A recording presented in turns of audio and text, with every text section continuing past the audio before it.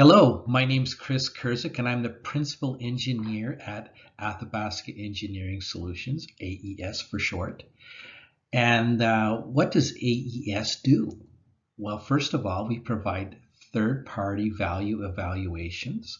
We provide training and certification. We provide equipment re-rating. Hello, folks. Welcome back. In this episode number 2, we're going to look at the following items. We're going to look at example 5.1 as found in API 579.2. And what does that contain? Well, it focuses on the fundamentals of local thin area LTAs, which is a common industry term, in part 5, local metal loss. Followed by that, we're going to do a level 1 assessment, and that's all part of that example. So let's just dive right in there. So as per usual, we're going to go look at the table 2.2, and we're going to, found in part 2, and we're going to look at the assessment. In this case, we only have a part 5 metal loss, so there's no other nothing else to really look at here except for that. Blow up our chart here to look a little more detailed. So basically in this example, we've got a pre-1998 vessel. The material is 516 grade 70, which is a normalized type of plate. And you can see the pressures there and the temperatures are fairly high. So let's continue on with that.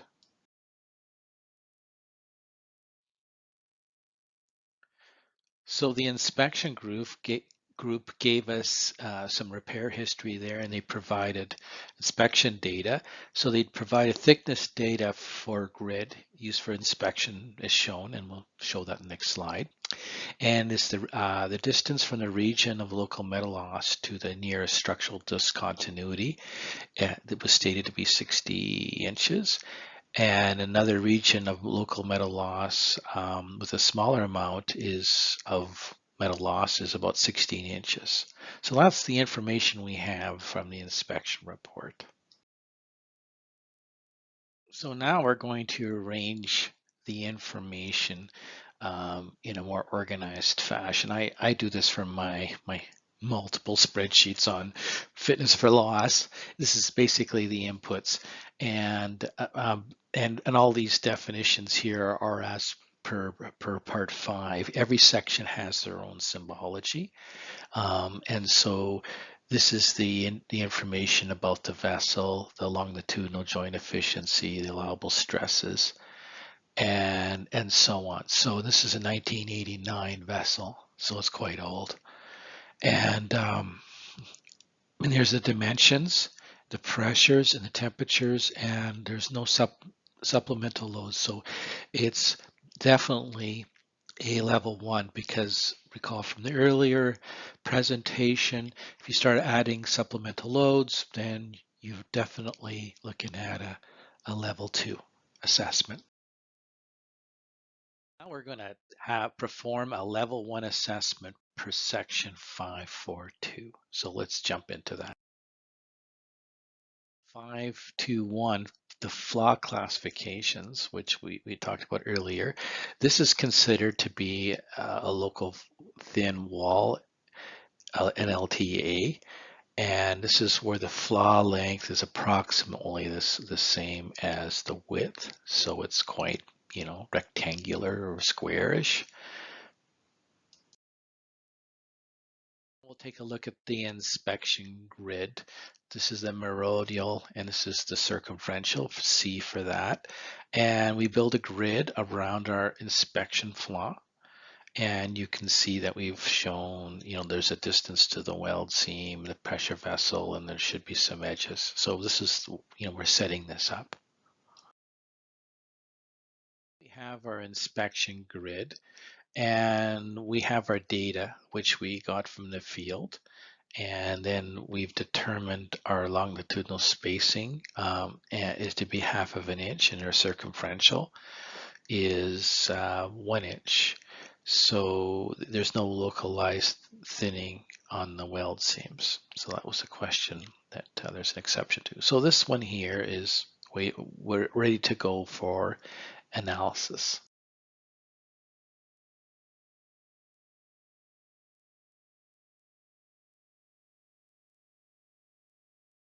Step 5.332, and that's the same in both editions, the second and the third. And we're going to determine the CTP, the critical thickness profiles. And we'd also like to refer to part 4333, for the CTP where it's first introduced. As you might notice that there's a lot of overlap between part 4, which is general material loss, and local material loss. So we're going to dial up the cylindrical shells, figure 410 for this case. And we're going to look, for atmospheric tank longitudinal. Only longitudinal CP is required. It's just for a note for you. We've taken the data here, and you can see that the green symbolizes the part that's hardly corroded, and I've got this built into my spreadsheet, and it automatically identifies the minimum thickness, and that's really good for guidance because the circumferential SCTP in this case, right, it's the minimum of all these values, so it should be 0.47. And this is sort of a double check using colors, right? And then across here is 1.5, and the minimum for this one, of course, is 1.5. And you just go through the data and you can do that. And then across circumferentially, you can do the same thing. So, the lowest is 0.47. And let's keep going. We are going to ready to use equations 5.3 and 5.4.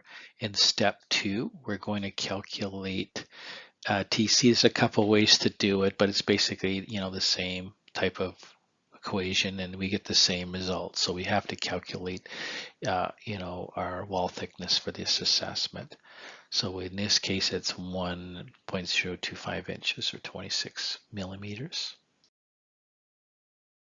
So in the third step, we're going to determine T minimum and the dimension S. Actually, we're just confirming it because in the last slide, as you can recall, it's the minimum value in the stress field that we looked at, and it's 0.47. And then the extent of metal loss, which is S.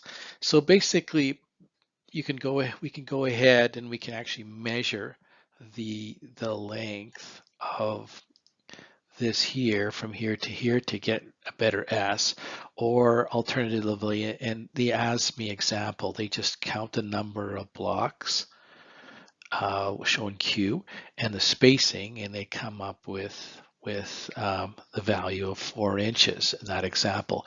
But when you look at that last chart, you see 7.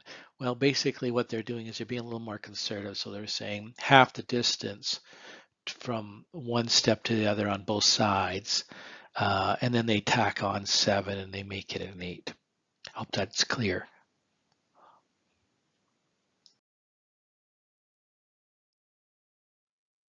So what we're going to do is we're going to look at this remaining thickness ratio, RTL, which is a very important equation because it's dimensionless, and it gives us an idea of what's left over, what's there. And basically, we're using our T minimum, and the definition changes a little bit. It's called TMM in the equations, and this is the future corrosion allowance. So this is to help us predict where we'll be for the next inspection. And then of course the critical thickness, TC. And then basically we go ahead and we come up with our ratio, which is a dimensionless number. Outside diameter, well, that's straightforward. Remember to include the losses plus the FCA and multiply that by 2, and away we go. And then also the last thing is we're going to calculate the longitudinal flaw length, lambda, and there's a relationship for there, okay? And that gives us the value in inches of 0.157. Now that we have that relationship, we can go ahead and do some lipness tests to see where we are. So step 5, check the limiting flaw size criteria. And this is, level 1 is intended to be very quick to see where you are, and the answer is extremely conservative, but it helps you get you an answer really quick. So anyways, if you get a pass, then you basically proceed to step 6. If you've got a flaw, then the flaw is not acceptable per level 1. Okay. So then we go ahead and we do a quick check here. Our T ratio, yeah, we got a pass. Check 2, basically in 2006 version, we've got this, but in 2007 for vessels and tanks, they've added something, which is, I call it step 2, 2017 edition, and you can use that one for piping, and that's for vessels. So whereas before it was all quite general, and in these cases we have a pass, and from that we can calculate our LMSD and this ratio, and if that's greater than this, then we have a pass, and indeed we do have a pass. Okay, step 6 is about groove-like flaws, which is the second type of flaw. In our case, in our example, we have an LTA, okay, which is local thin loss, which is a very square-looking localized thinning. So we wouldn't even use step 6. We would just continue.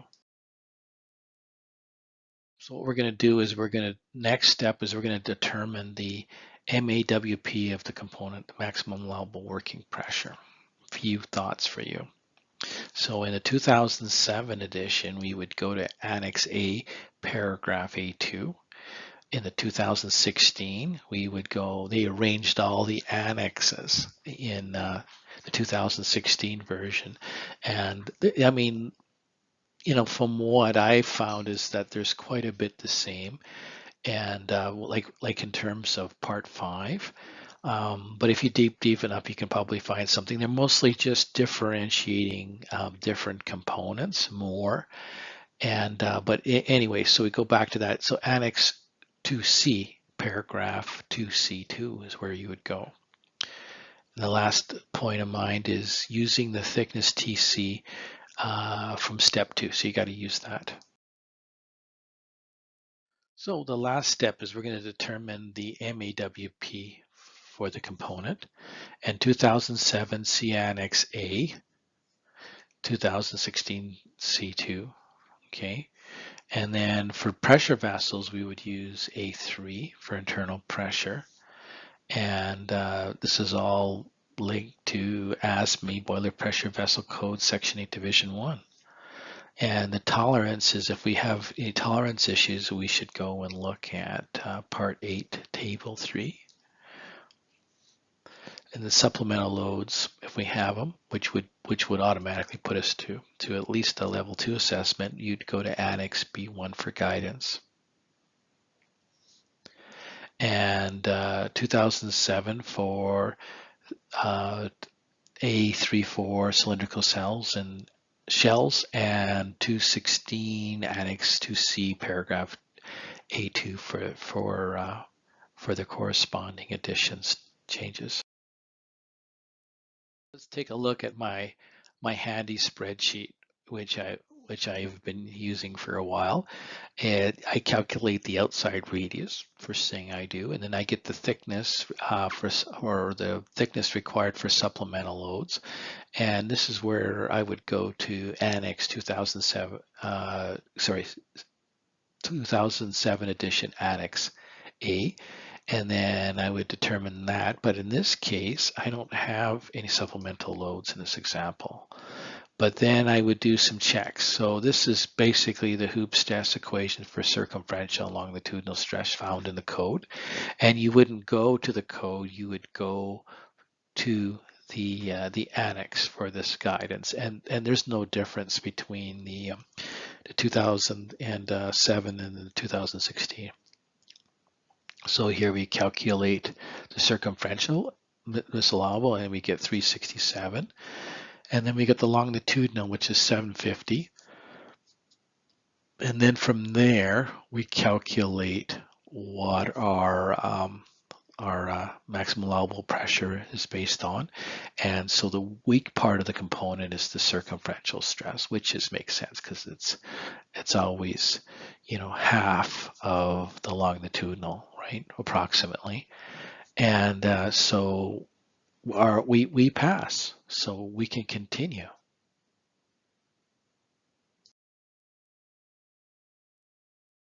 So now we're going to look at step 8. We're going to evaluate the longitudinal extent of the flaw. So basically we have a chart here which is found in figure 5.6 for our particular case, which is local metal loss for a cylindrical shell. Recall that there's different figures available for different shapes, including, nozzles and so on. But in this case, we've got, the most basic one, which is a cylindrical shell. And so basically, we calculated from this chart 0.51. We got that from step 4, and then we got RL from step 4 also at 0.366. And then basically we just go into the chart here and we find a 0.366 from RL, and then here is 0.366. So what does that tell us? Well, it says that, the longitudinal weld is acceptable, but boy, is it ever close. So, we'll talk more about that a little bit later. The problem is that we have this step 8 and we're so close. So what we need to do is we need to do some calculations. So to really make sure we got what we want. So we're going to go to you can go to table 5, note 3, or you can use this calculation. I've got this calculation downloaded on my spreadsheet.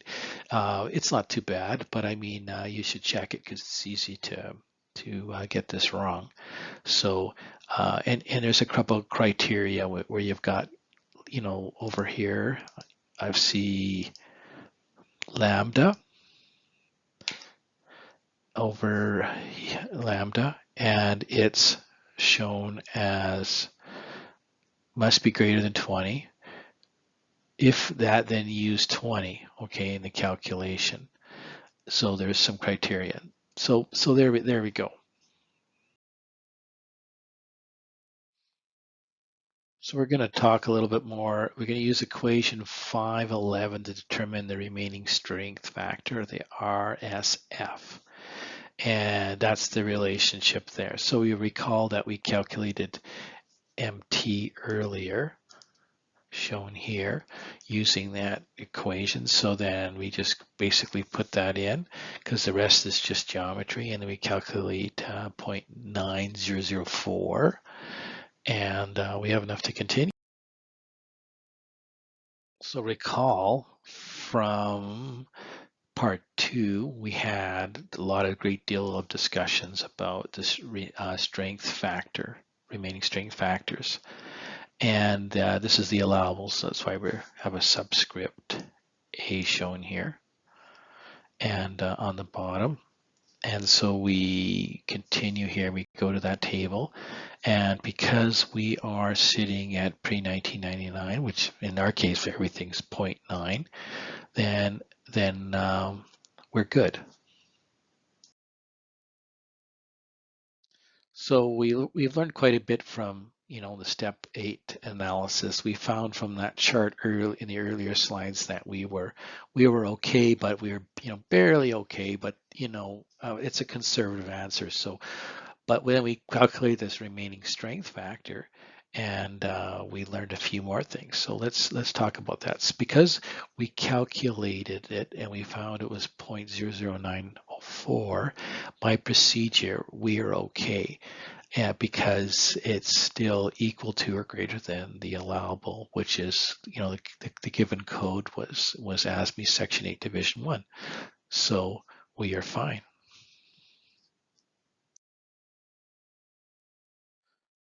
So that now we've completed our longitudinal stresses and we've concluded that we're good, that we're okay, we have to go back in and do the circumferential stress evaluation, or circumferential flaw evaluation rather. And so this is very similar to what we saw earlier in the video on step 3. So we calculate the extent of metal loss, longitudinal spacing, number of blocks, and when we use that equation for the circumferential flaw length, we get 0.571. So step 9, we got to evaluate the circumferential extent of the flaw. So we've got a few steps to go through, just like before.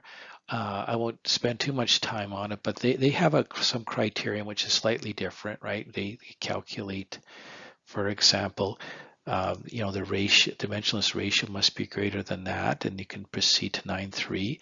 And then this remaining strength factor, which we used, if it falls in this and this, then we're good. So we have a remaining strength factor, and then we calculate the EL and the EC. Recall those are the joint efficiency factors. So, and in our case, we're at 1, so we're fine. So we'll continue. So step 9.3, we're going to calculate the tensile strength factor, TSF. And we use this equation here, and it all has to do with adjustments to the joint efficiency, okay? And then we determine what we have. So I've referenced the equation. We come up with a 1.11, and in this criteria, everything is okay, so we can proceed.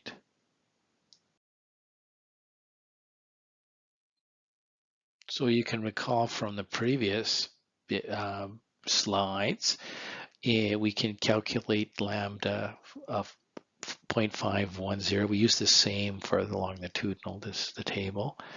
Well, it's not the same one, but this one's for the circumferential extent of the local flaw for a cylinder. So the tables are differently, but it's a very similar process. And then we continue on. We got RT from step 4. And then basically we figure out where we are, and then we calculate the flaw is acceptable, as we can see there. So we're at 0.2. So we're good because RT is greater than RT minimum of 0.2. Okay, so what are our conclusions? Basically only one conclusion: the vessel is acceptable for continuing operation. This concludes our example. If you would like to hear more, I'd love to hear your feedback.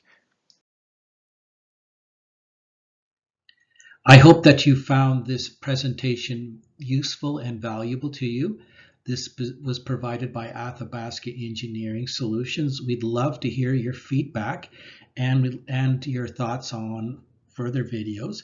And we'd love to hear from you. Maybe we can do some business. Please subscribe to our channel so you don't miss a thing. Take care for now.